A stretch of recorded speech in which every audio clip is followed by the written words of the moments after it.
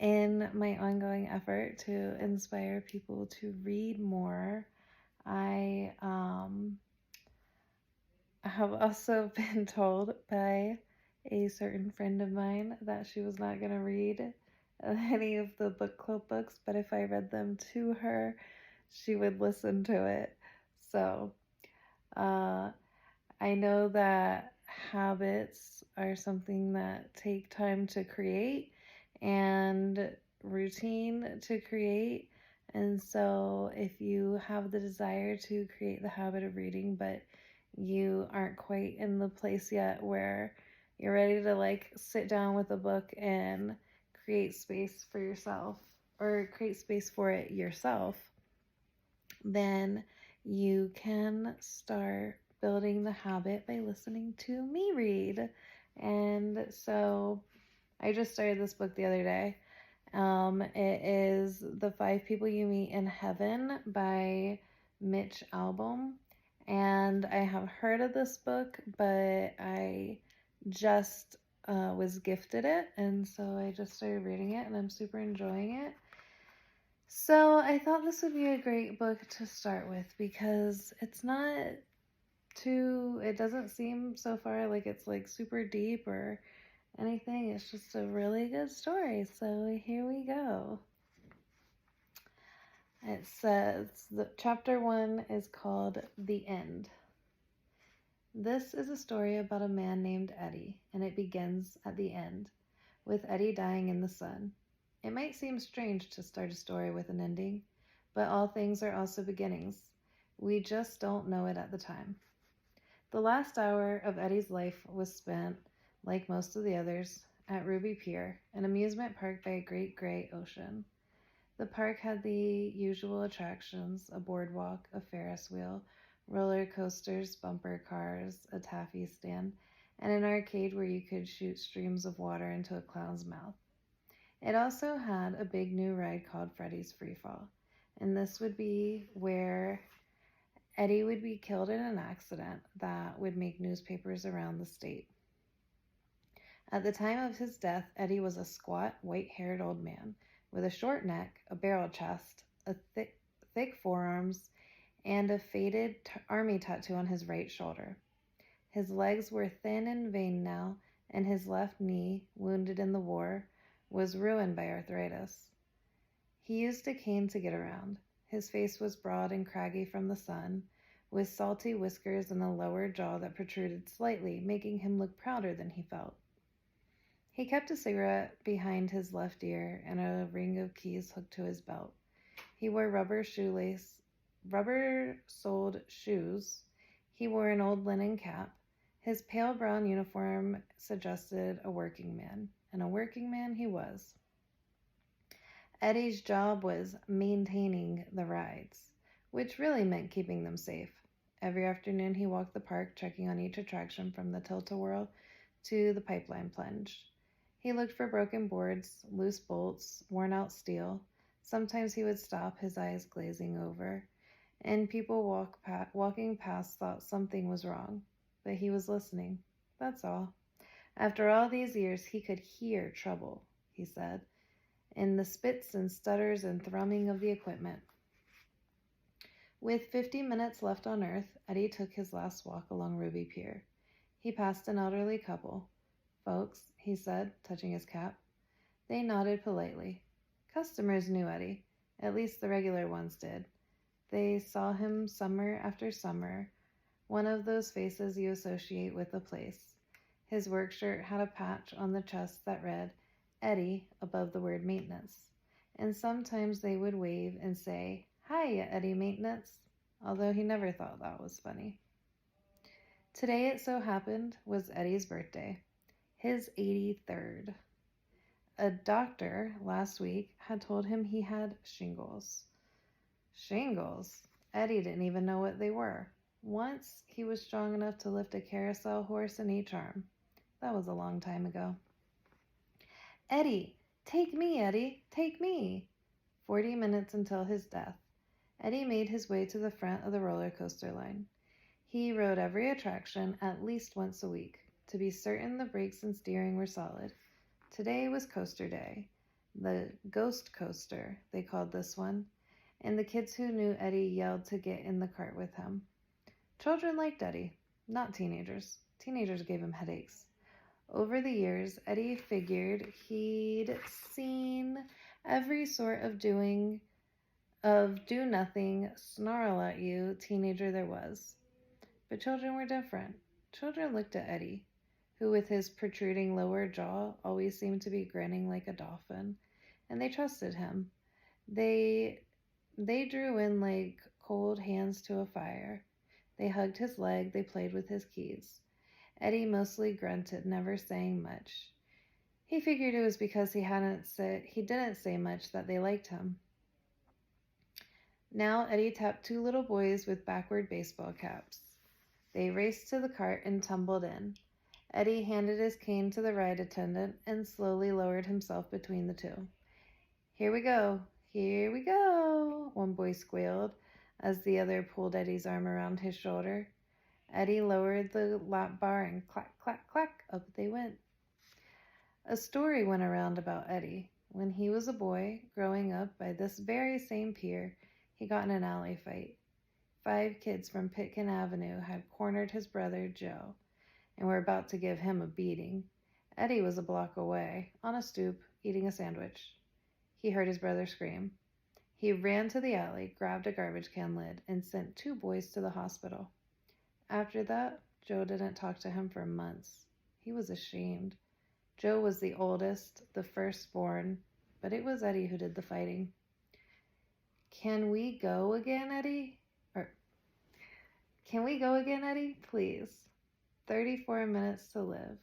Eddie lifted the lap bar, gave each boy a sucking candy, retrieved his cane, then limped to the maintenance shop to cool down from the summer heat. Had he known his death was imminent, he might have gone somewhere else. Instead, he did what we all do. He went about his dull routine as if all the days in the world were still to come. One of the shop workers, a lanky, bony-cheeked young man named Dominguez, was by the solvent sink wiping grease off a wheel. Yo, Eddie, he said. Dom, Eddie said. The shop smelled like sawdust. It was dark and cramped with a low ceiling and pegboard walls that held drills and saws and hammers. Skeleton parts of fun park rides were everywhere. Compressors, engines, bolts, light bulbs, the top of a pirate's head.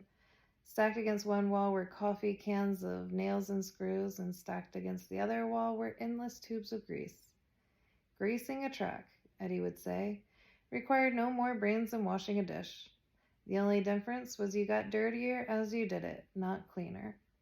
And that was the sort of work Eddie did. Spread grease, adjusted brakes, tightened bolts, checked electrical panels. Many times he had longed to leave this place, find different work another kind of life. But the war came. His plans never worked out. In time, he found himself graying and wearing looser pants, and in a state of weary acceptance that this was who he was and who he would always be. A man with sand in his shoes and a world of mechanical laughter and grilled frankfurters. Like his father before him, like the patch on his shirt, Eddie was maintenance. The head of maintenance, or as the kids sometimes called him, the ride man at Ruby Pier. 30 minutes left. Hey, happy birthday, I hear, Dominguez says. Eddie grunted. No party or nothing? Eddie looked at him as if he were crazy. For a moment, he thought how strange it was to be growing old in a place that smelled of cotton candy. Well, Eddie, remember, I'm off next week, starting Monday, going to Mexico. Eddie nodded, and Dominguez did a little dance. Me and Teresa gonna see the whole family. Party. He stopped dancing when he noticed Eddie staring. You ever been? Dominguez said. Been? To Mexico. Eddie exhaled through his nose. Kid, I never been anywhere I wasn't shipped to with a rifle. He watched Dominguez return to the sink. He thought for a moment. Then he took a wad of bills from his pocket and removed the only 20s he had. 2 of them. He held them out. Get your something nice. Get your wife something nice, Eddie said. Dominguez regarded the money, broke into a huge smile and said, "Come on, man. You sure?" Eddie pushed the money into Dominguez's palm. Then he walked out back to the storage area. A small fishing hole had been cut into the boardwalk planks years ago, and Eddie lifted the plastic cup. He tugged on a nylon line that dropped 80 feet to the sea. A piece of bologna was still attached. "We catch anything?" Dominguez yelled. "Tell me we caught something." Eddie wondered how the guy could be so optimistic. There was never anything on that line. "One day," Dominguez yelled, "we're going to get a halibut." "Yep," Eddie mumbled, although he knew you could never pull a fish that big through a hole that small. 26 minutes to live. Eddie crossed the boardwalk to the south end. Business was slow. The girl behind the taffy counter was leaning on her elbows, popping her gum. Once, Ruby Pier was the place to go in the summer. It had elephants and fireworks and marathon dance contests. But people didn't go to ocean piers much anymore. They went to the theme park, where where you paid $75 a ticket and had your photo taken with a giant furry character. Eddie limped past the bumper cars and fixed his eyes on a group of teenagers leaning over the railing. "Great," he told himself. "Just what I need."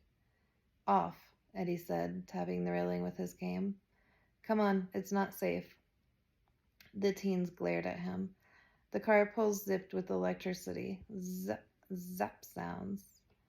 "It's not safe," Eddie repeated. The teens looked at each other. One kid who wore a streak of orange in his hair sneered at Eddie, then stepped onto the middle rail. "Come on, dudes, hit me," he yelled, waving at the young drivers. "Hit me!" Eddie whacked the railing so hard with his cane he almost snapped it in two. "Move it!" The teens ran away. Another story went around about Eddie. As a soldier, he had engaged in combat numerous times. He'd been brave, even won a medal. But toward the end of his service, he got into a fight with one of his own men. That's how Eddie was wounded. No one knew what happened to the other guy. No one asked.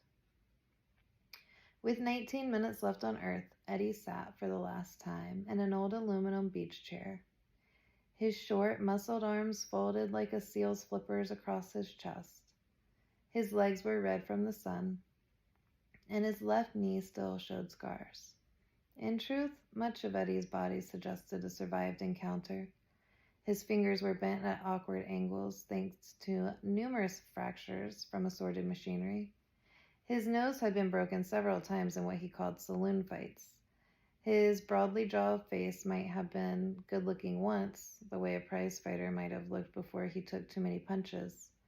Now Eddie just looked tired. This was his regular spot on the Ruby Pier boardwalk, behind the Jackrabbit ride, which in the 1980s was the Thunderbolt, which in the 1970s was the Steel Eel, which in the 1960s was the Lollipop Swings, which in the 1950s was Laugh in the Dark, and which before that was the Starburst Band Shell, which was where Eddie met Marguerite. Every life has one true love snapshot. For Eddie, it came on a warm September night after a thunderstorm when the boardwalk was spongy with water. She wore a yellow cotton dress with a pink barrette in her hair. Eddie didn't say much. He was so nervous he felt as if his tongue were glued to his teeth. They danced to the music of a big band. Long Legs Delaney and his Everglades Orchestra. He bought her a lemon fizz. She said she had to go before her parents got angry, but as she walked away, she turned and waved. That was the snapshot.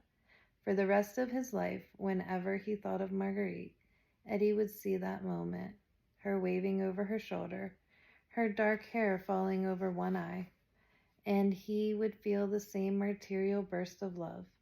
That night he came home and woke his older brother. He told him he'd met the girl he was going to marry.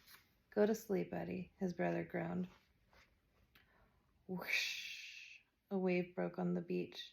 Eddie coughed up something he did not want to see. He spat it away. Whoosh.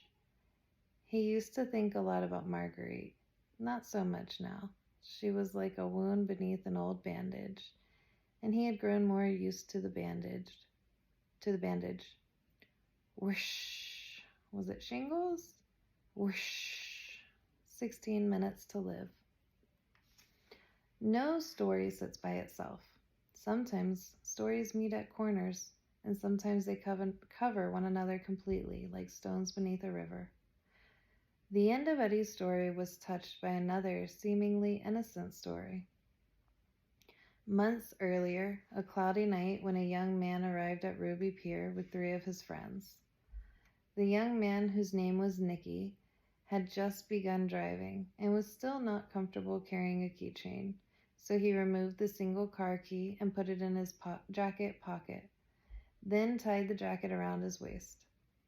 For the next few hours, he and his friends rode all the fastest rides. The Flying Falcon, the Splashdown, Freddy's Free Fall, the Ghost Coaster. Hands in the air, one of them yelled. They threw their hands in the air. Later, when it was dark, they returned to the car lot, exhausted and laughing, drinking beer from brown paper bags. Nicky reached into his jacket pocket. He fished around. He cursed. The key was gone. 14 minutes until his death. Eddie wiped his brow with a handkerchief. Out on the ocean, diamonds of sunlight danced on the water, and Eddie stared at their nimble movement. He had not been right on his feet since the war.